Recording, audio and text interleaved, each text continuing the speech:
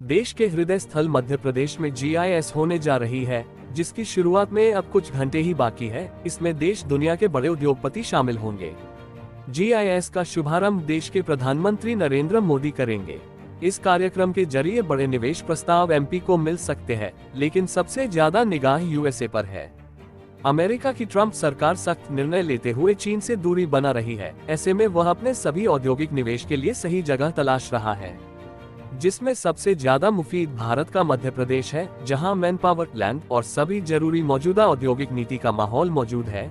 यही वजह है कि USA के जरिए बड़ा निवेश MP में किया जा सकता है। इससे जुड़े कदम अमेरिका उठा भी चुका है, क्योंकि बीती 11 फरवरी को ही संयुक्त राज्य अमेरिका के काउंसिल जनरल माइक हैंकी ने ग्वालियर का दौरा किया था। इस दौरान उनके द्वारा ग्वालियर चंबल अंचल में औद्योगिक निवेश पर chamber of commerce and industries के पदाधिकारियों के साथ चर्चा की थी।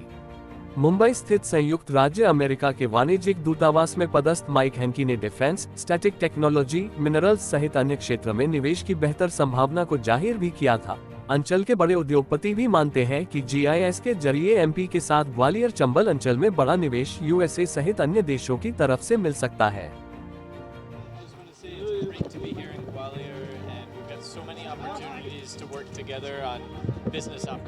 चाइना से US की दूरी हो रही है और वो इंडिया में विशेष करके मध्य प्रदेश में इन्वेस्टमेंट को तलाश रहे हैं। यहाँ पर बहुत संभावनाएं हैं, उन्होंने यहाँ पर देखा है और मतलब आप ये मानिए कि जो चर्चाएं हो रही हैं उनसे, वो लोग इंडिया में अपना बहुत कुछ बढ़ाना चाहते हैं।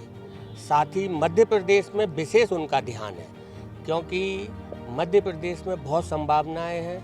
हम लोगों की चर्चा हुई, हमने मध्य प्रदेश के विषय में उनको बताया कि मध्य प्रदेश में जो संभावनाएं हैं उसके लिए उन्होंने बहुत ध्यान से सुना और उन्होंने हमको आश्वस्त भी किया है कि हम जरूर मध्य प्रदेश में इन्वेस्टमेंट को लाएंगे।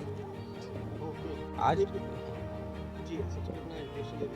मैं विवेक अग्रवाल शक्ति इंजीनियरिंग इंडस्ट्रीज़ को देखता हूँ। ग्वालियर में हमारी इंडस्ट्री है, बिरला नगर इंडस्ट्रियल स्टेट में।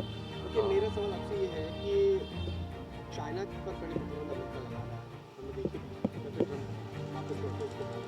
अब चाइना से दूरी भारत जरूरी और भारत का हार्ट जो है मध्य प्रदेश है, मध्य प्रदेश की तरफ किस तरह का नेता है? हमारी आज बहुत गहन चर्चा हुई निवेश के विषय में, जो American US consul general Mike Hankey ji के साथ। उन लोगों ने हमसे सभी सेक्टर्स में विशेष करके चर्चा की, जिसमें उनका पूरा फोकस डिफेंस, स्ट्रेटेजिक टेक्नोलॉजी और मिनरल्स के ऊपर था, जो आगे EV मैन्युफैक्चरिंग में काम आएंगे।